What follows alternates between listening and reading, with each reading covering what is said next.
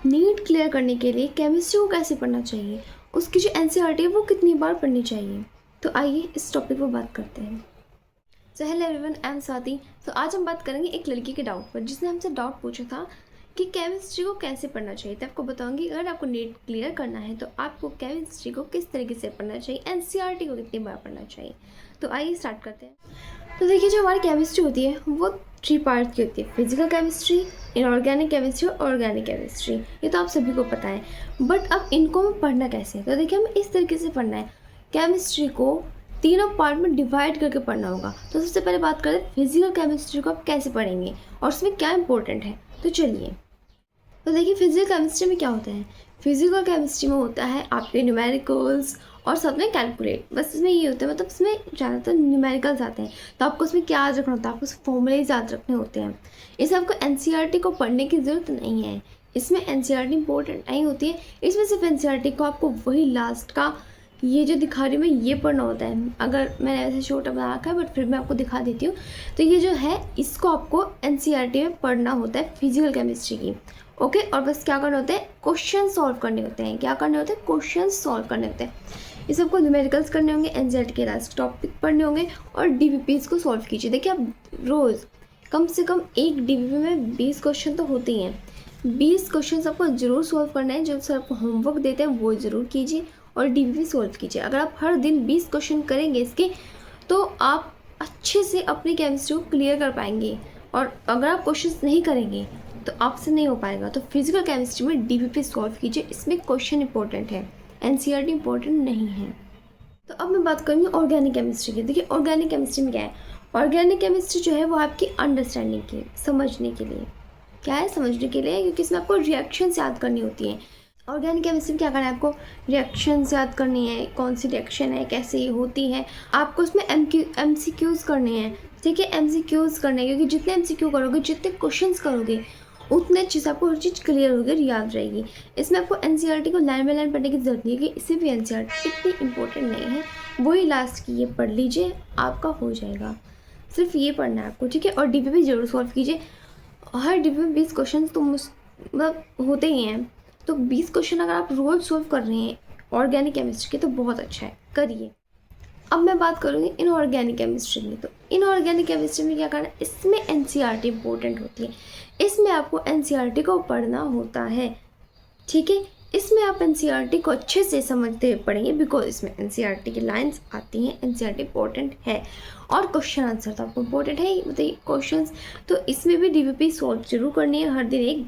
इसमें आपको 30 क्वेश्चन तो इंपॉर्टेंट है, ज़रूर आपको 30 क्वेश्चन सॉल्व करने हैं। आप ज़्यादा भी कर सकते हैं, पर इससे कम नहीं होने चाहिए।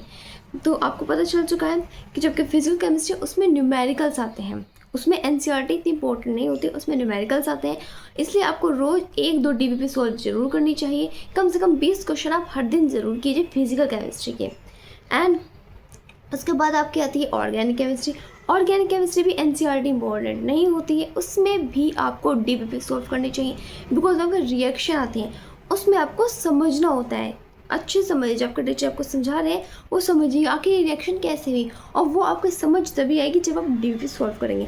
जितने क्वेश्चन सॉल्व करोगे उससे आपको समझ में आएगा, अच्छा रिएक्शन एल्केलाइंस की है और ये ऐसे होती है, ठीक है। तो रिएक्शन जब भी होंगे जब आप डीबीपी सॉल्व करेंगे।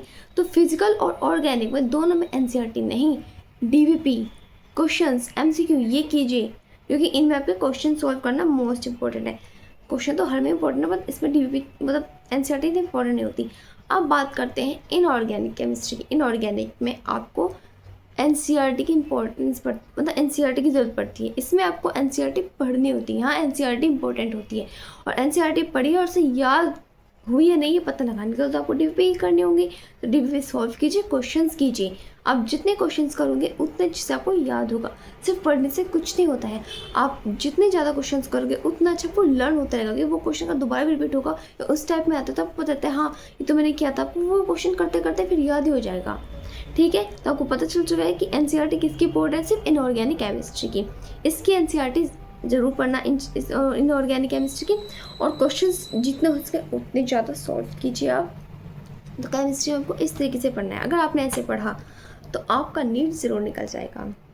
मैं श्योर हूँ कि आपका नीट ज़रूर निकल जाएगा, क्योंकि अगर आप इनऑर्गेनिक केमिस्ट्री को अच्छे से पढ़ रहे हैं और फिजिकल और ऑर्गेनिक और इनऑर्गेनिक तीनों को क्वेश्चन निकाल रहे हैं, केमिस्ट्री के अच्छे से क्वेश्चन सॉल्व कर रहे हैं, आपको क्वेश्चन समझ आ रहे हैं, तो आपका नीट ज़रूर निकल जाएगा। ओके, तो यही करना है आपको, सिर्फ इनऑर्गेनिक केमिस्ट्री की एनसीईआरटी को अच्छे से पढ़ना है, बाकियों के वो जो पॉइंट्स हैं वही पढ़ने हैं और कुछ नहीं। ठीक है, लास्ट बार बोल रही हूँ, फिजिकल केमिस्ट्री में न्यूमेरिकल्स आते हैं तो अच्छे से अपने फॉर्मूले अच्छे से याद रखिए और क्वेश्चन सॉल्व कीजिए, वहीं से आपको पता चलेगा कितना है और कितना नहीं। ऑर्गेनिक केमिस्ट्री में आपको समझना है रिएक्शंस कैसे होती है, उन रिएक्शंस को अच्छे से समझिए और क्वेश्चंस लगाइए ताकि पता चले आपको समझ आया नहीं। इनऑर्गेनिक में आपको एनसीईआरटी पढ़नी है, अच्छे से एनसीईआरटी को समझते हुए पढ़ना है, और फिर जब डीपी लगाओगे तब आपको पता चलेगा कि आपको कितना हद तक याद हुआ है, वहाँ याद ज़्यादा करना है। ठीक है, तो ये आपको करना है। अगर अभी आपको कोई डाउट है तो आप मुझे कमेंट में बता दीजिए, मैं आपको सॉल्व कर दूँगी। कमेंट में नहीं तो मेरी यूट्यूब की जो कम्युनिटी है वहाँ आप अपना क्वेश्चन पूछ सकते हैं, वहाँ भी मैं आपको क्वेश्चन सॉल्व कर दूँगी। तो थैंक यू सो मच मेरी वीडियो को देखने के लिए।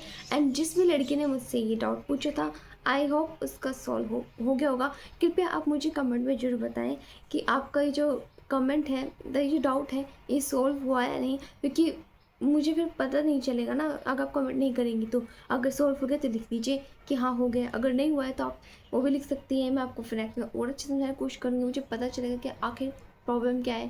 तो थैंक यू। और जाने से पहले मैं एक बात और बता देती हूँ, देखिए आप साथ में टेस्ट भी दीजिएगा केमिस्ट्री में, सिर्फ यही कंप्लीट नहीं होता है, टेस्ट भी देने हैं आपको ताकि आपको पता चले कौन सा चैप्टर वीक है, कौन सा चैप्टर आपका वीक नहीं है। अगर आप डेली एमसीक्यू लगा रहे हैं, फिजिकल केमिस्ट्री के 30 एमसीक्यू लगा रहे हैं, आप ऑर्गेनिक केमिस्ट्री के 3 एमसीक्यू लगा रहे हैं 30, और इनऑर्गेनिक में 30 एमसीक्यूज लगा रहे हैं, मतलब आप 90 एमसीक्यूज रोज़ सॉल्व कर रहे हैं केमिस्ट्री के। और फिर जब आप टेस्ट दोगे, हर हफ्ते टेस्ट होता है, हर हफ्ते टेस्ट दीजिए, तो आपके टेस्ट में कम नंबर बिल्कुल भी नहीं आएंगे, केमिस्ट्री में तो बिल्कुल भी नहीं आएंगे। तो ऐसे आपको अपनी एनसीईआरटी, मतलब ऐसे आपको अपनी केमिस्ट्री को पढ़ना है, इससे आपका नीट सिलेक्शन जरूर हो जाएगा। और एक छोटी सी बात तो बोलना चाहूँगी, हर क्वेश्चन को कोशिश कीजिए 1 मिनट से पहले आप सॉल्व करते हैं, तभी आप वहाँ नीट में अपने क्वेश्चंस जल्दी सॉल्व कर पाएंगे और बायोलॉजी को थोड़ा टाइम दे पाओगे, क्योंकि वहाँ थोड़ा सोचना, और फिजिक्स को थोड़ा टाइम दे पाओगे। खैर, तो इसलिए आपको हर एक क्वेश्चन 1 मिनट के अंदर सॉल्व करना ही है, ये आपको टारगेट बनाकर चलना है। 1 मिनट से ज़्यादा कर रहे हो तो आप गलती कर रहे हो। और अगर आपको इस पॉइंट में भी कुछ चाहिए तो मुझे कमेंट में बताइए कि आपको किस टॉपिक पे और वीडियो चाहिए, मैं इस पर बना दूँगी। थैंक यू सो मच मेरी वीडियो को लास्ट तक देखने के लिए, और कोई डाउट हो तो कमेंट में लिखिए, मैं ज़रूर सॉल्व करूँगी। Thank you so much.